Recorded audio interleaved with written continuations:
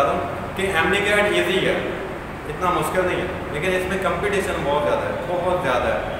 आज सुबह मुझे एक स्टूडेंट बता रहा था, मेरा क्लास का वो कहता है कि मेरा एक दोस्त है, उसके FSC में भी मार्क्स मेरे जितने, मैट्रिक में भी मार्क्स मेरे जितने, और MD-CAT में उसका 1 नंबर मेरे से कम है।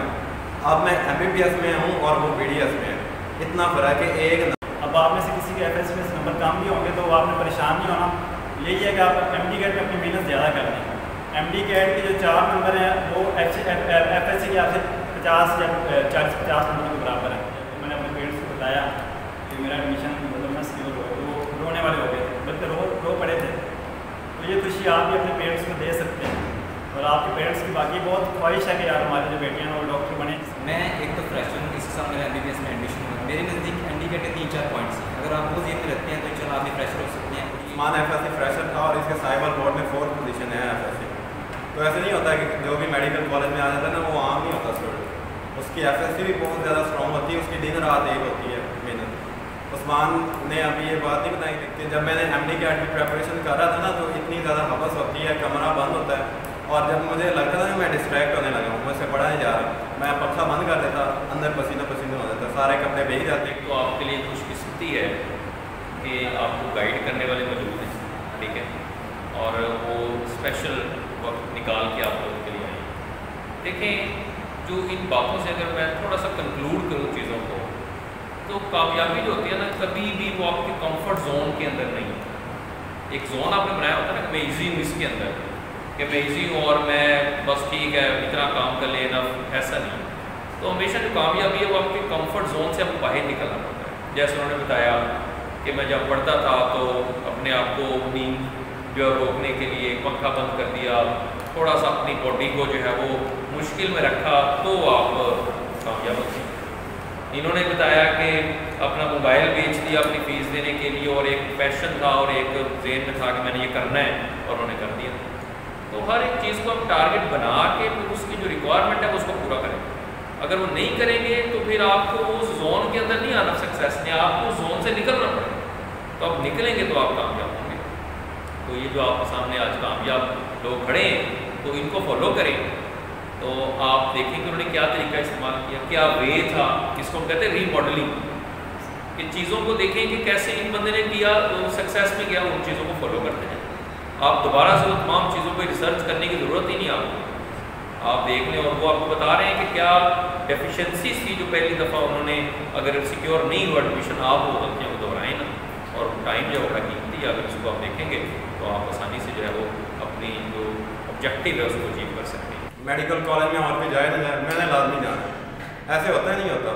और आप लोगों को अभी टीचर वगैरह या फिर स्टूडेंट जब गाइड करते हैं कि आप थोड़ा सा फोकस होकर पढ़ो, बुक ज़्यादा रीड करो, या इस तरीके से MCQ ज़्यादा सॉल्व करो, तो आप लोगों के माइंड में यही जाएगा, नहीं यार हमने इतनी दफ़ा 10 दफ़ा पढ़ ली हुई है बुक और हमें कोई ज़रूरत नहीं है, क्योंकि हमने ना 10 दफ़ा 12 दफ़ा रिवाइज़ की बुक, हमें कोई ज़रूरत ही नहीं है दोबारा बुक पढ़ने की। और जब फ्रेशर होता है ना, फ्रेशर हो तो बुक रीडिंग पे बिल्कुल फोकस ही नहीं करता। जब हम इस लेवल पे थे ना, हमें सर कहते होते कि आपने ना अपने सीनियर से पूछो, जो जिसने MD-CAT दिया हुआ है ना, उससे पूछो। तो मैं आपको अपना बताता हूँ, मैं बैठा और सोचता था नहीं यार मुझे कोई ज़रूरत नहीं, मैं तो बस प्लान हूँ, मैंने तो सीट मेरी पक्की है मेडिकल कॉलेज में, मुझे कोई ज़रूरत नहीं। तो जब मैंने MD-CAT एक दफ़ा दिया एज अ फ्रेशर, मेरा नहीं हो सका, जब मैंने दूसरी दफ़ा दिया ना, उस वक्त मैंने ये बहुत फील किया कि मुझे ना सीनियर से गाइडेंस लेनी चाहिए। टीचर्स को आपके माइंडसेट का पता होता है, हमें भी सर ऐसे ही बोलते थे लेकिन हम नहीं समझते थे, लेकिन जो आपके यहाँ से गुजरा हुआ है ना, उसे पता होता है कि आप क्या सोच रहे हो। वो इसलिए इलामा साहब ने कहा है ना, अफकार जमातों के खफी हों के जली हों, वो सीधा नहीं मरते कलंदर की नज़र से। अस्सलाम वालेकुम। मैं एक तो फ्रेशर हूँ, इस साल मेरा MBBS में एडमिशन हुआ। मेरे नज़दीक MD-CAT के 3-4 पॉइंट्स हैं, अगर आप वो जेब में रखते हैं तो चलो आप भी फ्रेशर हो सकते हैं। और ये एग्ज़ाम मानते हैं कि बहुत मुश्किल होता है, लेकिन अगर आप पूरी मेहनत करें और पूरी जान लगाएँ तो हो जाएगा। सबसे पहला पॉइंट है स्ट्रेस मैनेजमेंट। आप एग्ज़ाम में बैठे हुए हैं, आप अपने नर्व से आपका काबू हो कि आप हवास पाख्ता नहीं हो सकते। कि ये तब भी हो सकता है जब आप हर क्लास के अंदर जो एग्ज़ाम देते हैं उसको ये समझे कि MCAT का एग्ज़ाम, अगर पूरी फोकस के साथ। और दूसरा जो पॉइंट है हमारे पास टाइम मैनेजमेंट, कि आप जितना टाइम होता है MCAT के लिए वही आप क्लास में टेस्ट हो रहा है उतना दें, हर MCQ के लिए कितने मिनट आते हैं उस प्रैक्टिस के साथ। बाकी पढ़ने का तरीका, क्लास के अंदर आपको जो भी सर पढ़ाएं उसको जाकर घर रिवाइज़ करें, जब टेस्ट आए तो उसको अच्छे से तैयार करें। रिवीजन्स बहुत इंपॉर्टेंट होती हैं MCAT के लिए, और मेहनत जारी रखें। इंसान के लिए कोई पूछे जिसके लिए वो कोशिश करें। एक बात नंबर का, अस्सलाम वालेकुम, मेरा नाम डॉक्टर जुनेद है, मैं फर्स्ट ईयर MBBS का साइको मेडिकल कॉलेज स्टूडेंट हूँ। अच्छा, तो मेरा भी मैं रिपीट किया तो मेरा एडमिशन हुआ। तो मैं आपको वो बताना चाहूँगा कि मैं फ्रेशर्स जब मैं फर्स्ट टाइम मेरे से कौन सी मिस्टेक्स हुई जिसकी वजह से मैं अपना एडमिशन सिक्योर नहीं कर सका। लेकिन मेरे से जो मिस्टेक हुई कि मैं घर जा कुछ तो बस वही लेक्चर देखता था, या ये सर ने ये कंसेप्ट दिया था, इसके साथ सर ने MCQ करवाया, वो मेरा ठीक है या कंसेप्ट क्लियर है, तो खुद से मैंने भी प्रैक्टिस नहीं की खास। तो इस चीज़ का मुझे बहुत नुकसान हुआ। पेपर में जब मैं बैठा तो जो सर ने कंसेप्ट दिया था मतलब उससे रिलेटेड और वो सेंसिटिव होते हैं, आप करेंगे तो आपको कन्फ्यूजन भी होगी, सर से आप क्लियर करें।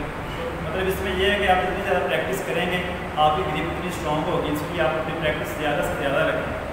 और बाकी टाइम मैनेजमेंट और स्ट्रेस का उस्मान में नहीं बताया, वो आपने ज़रूर अपने जेब में रखना है। इसके अलावा जो मेरे सबसे ज़्यादा मैं MCQ करते हुए तो बायोलॉजी में होते थे फर्स्ट टाइम ना, तो बायोलॉजी मेरे हिसाब से सबसे आसान भी है और सबसे मुश्किल भी है। सबसे आसान इसलिए कि यार इसमें बुक लाइन्स आपकी आनी, बुक की लाइन को आप फिल इन ब्लैंक्स भी दे सकते हैं। लेकिन मेरे से मिस्टेक ये हुई कि मैंने ना सारी की, मैंने फेडरल भी की, PTP भी की, KP भी की, लेकिन मिस्टेक ये हुई कि मैं एंड को रिवाइज़ नहीं कर सका। लास्ट वीक जो है ना आपका जो प्रेपरेशन का जो लास्ट वीक है उसको जो मैनेज करना ये बहुत एक इंपॉर्टेंट है। मतलब आपने उसमें सब कुछ रिवाइज अपना करना है। मेन आपने बायोलॉजी को आपने सबसे ज़्यादा रिवाइज करना है क्योंकि उसमें चीज़ें भूल जाती हैं। तो इस चीज़ का आपको फिर अगर आपका एडमिशन नहीं हो तो पूरा साल फिर अफसोस रहता है कि यार ये तो बुक की लाइन थी, ये तो मैंने पढ़ी भी हुई थी और बस रिवाइज ना करने की वजह से मैं ये गलती कर रहा हूँ। तो आपने बायोलॉजी के लिए अपना साथ साथ भी करना और एंड पे भी अपना लाजमी एक टाइम बचाना है कि आप बायोलॉजी को कवर करें। और इसी तरह बाकी जो फिजिक्स है, फिजिक्स तो MCQ प्रैक्टिस आप मैं कहता हूँ दिन के कोई 5 MCQ प्रैक्टिस करें फिर जाके बात बनेगी कि आप अपना एडमिशन शुरू करें। मुश्किल नहीं है, बहुत सारे फ्रेशर हैं जैसे फ्रेशर भाई उन्होंने आखिरी 3 महीने अपने, लेकिन ये है कि इतनी पूरी जान लगा दी था, 3 महीने लगानी पड़ेगी अगर एडमिशन लेना। मुश्किल नहीं है लेकिन मेहनत करोगे तो होगा। मतलब ये नहीं कि आप कहेंगे यार 2 से MCQ यार क्या पता अल्लाह कितने लगा दे। अल्लाह भी इंसान को वही नवाजता है जिसके लिए वो कोशिश करता है।